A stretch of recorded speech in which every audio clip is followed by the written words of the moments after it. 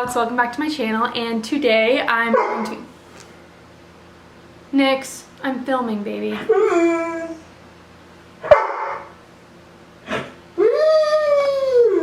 Okay.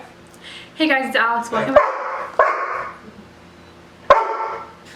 Oh, why did I get a dog? Y'all, Hey everyone, it's Alex, welcome back to my channel, and today I'm going to be doing all the... Oh, you can't even see them. All the books I read in July. I think it's 7. 1, 2, 3. It's 7. I'm somewhat new to reading. I just started reading like last year, so I don't read very fast, which I think 7 books in 1 month is really good. Some people read for like a living and do like 10 or 15. I can only do 7, but I did read 7, so I'm excited to show you guys the ones that I read and kind of walk through them and hopefully convince you to read them too, because almost every single one of these books were amazing. What was my dog chewing on? Okay. Because all these books are absolutely amazing, so I'm excited. So let's jump right into it. So, first one I read is Regretting You by Miss Colleen Hoover. A stan. I love her. So this book, I'm going to do spoiler free as well. So this book follows 2 people, Morgan and Clara. Morgan's the mom and Clara's the 16-year-old daughter. And basically Chris, who's the father, gets in a tragic car accident. And then they find out like the shocking, heartbreaking news. And basically it's like how they're coping with the death of their father. But then also it's kind of like a parallel with Morgan when she was 16 and Clara and her not wanting to make the same mistakes. And just like how they're grieving together and how they build this new relationship. It's pretty good. I wouldn't say it's absolutely amazing. I would probably rate it like 3 stars. I got kind of bored. And I don't like it when teenagers act like they're all knowing. Like the teenager written in this book just seems like she's lived like 60 years of her life and she's just like this grown adult. Like, no, you're 16. And she kind of has like temper tantrums a little bit, but don't get me wrong, Colleen Hoover is probably my favorite author, so this book's absolutely amazing, but I would just rate it 3 stars. Moving on. Okay, so next one is Layla, another one by Miss Coho. Layla was amazing. I know there's some debate on this book, and granted, I read Verity first. Verity was amazing, but I think I actually prefer Layla over Verity. I know, don't come for me, because I know everyone absolutely loves Verity, and don't get me wrong, it's amazing. But I really liked Layla. It is about this guy Leeds who meets a girl named Layla.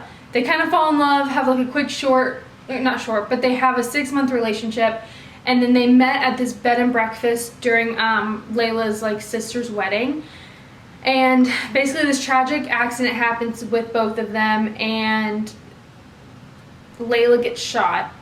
And so kind of like coming out of that tragic accident, they try to like I don't want to say rekindle the flame, because it was always there, but they just like go back to where they met, right? So they go back to the bed and breakfast, and then like paranormal stuff kind of starts happening with like, it's very ghost vibes, but not like in a scary way. I think it is technically considered like a psychological thriller, but I think it's more of a romance. But it's really good. The plot twist at the end had me shook, because I hated Leeds, which is the guy character. I hated him about 75% of the book, and then all of a sudden I was like, oh, I love him. So anyway, very good. Definitely read it. I would rate it like 4.5 stars out of 5.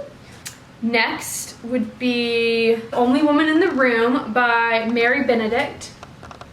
Hi, what you doing? So this book is about Heidi, and it is set in 1930s Vienna, Austria, and she is an aspiring actress, and she just works at like the small town theater in Vienna. And this guy who's kind of wealthy, very well known, catches her eye, and he falls in love with her, and they get married.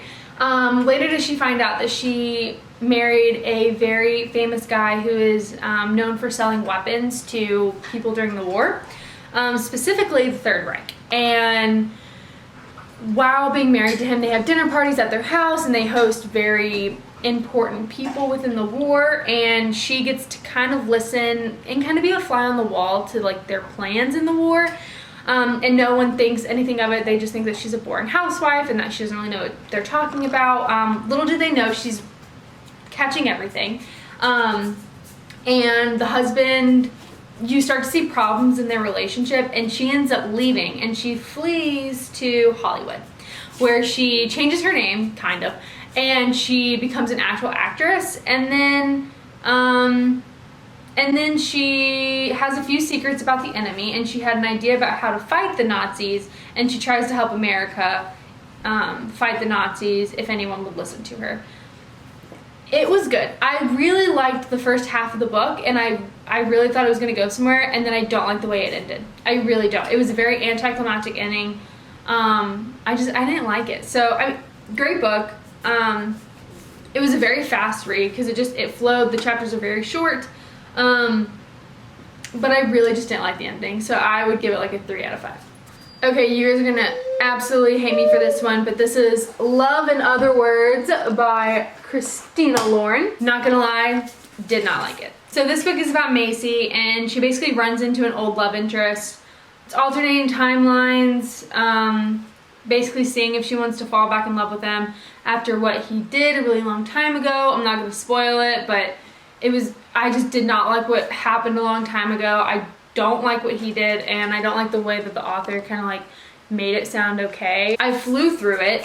It was just very boring. And I know that's kind of rude because a lot of people like this book.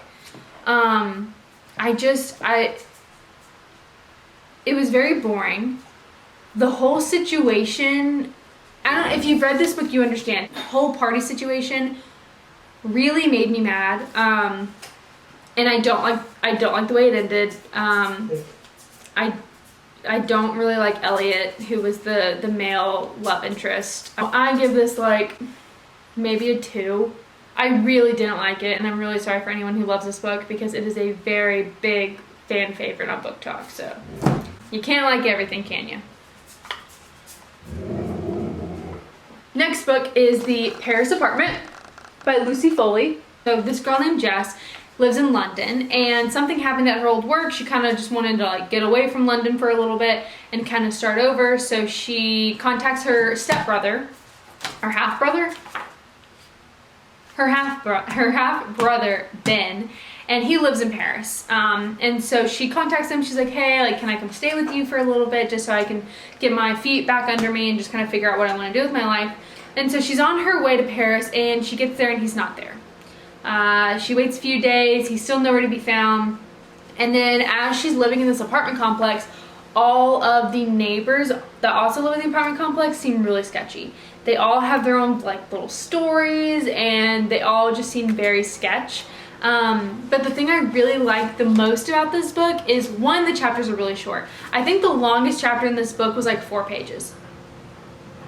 Like, that's front to back. So 2 whole pages. Like, it was so short, the chapters, so you just fly by and you feel like you're reading a lot more than you actually are. It's not just from her POV. You get the POV of every single character that you meet, except one. You don't get the inspector. But like, every single person that lives in the apartment complex, the concierge, all of the residents, her brother's POV, like, you get everyone's POV, which makes it even more fun because like, you kind of get to piece together what's going on before she reveals it, and I really like that. So I would say 4 out of 5. It wasn't like amazing, but I did really like this book.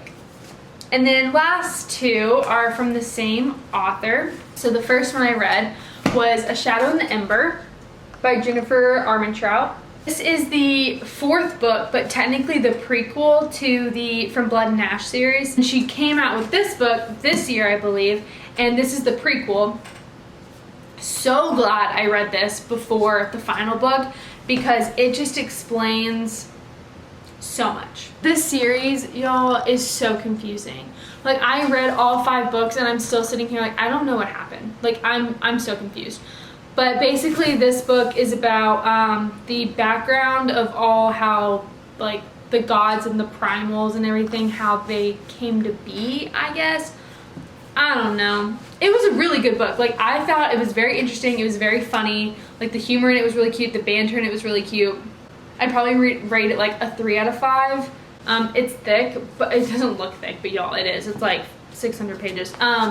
But I mean, it's good. If you've read the From Blood and Ash series and you're wanting to read the final book, which I'm about to talk about, please read this first, because there are characters that pop up in the last book that are introduced in this one, and you like them so much more if you read this first, if that explains it, kind of. Okay, moving on.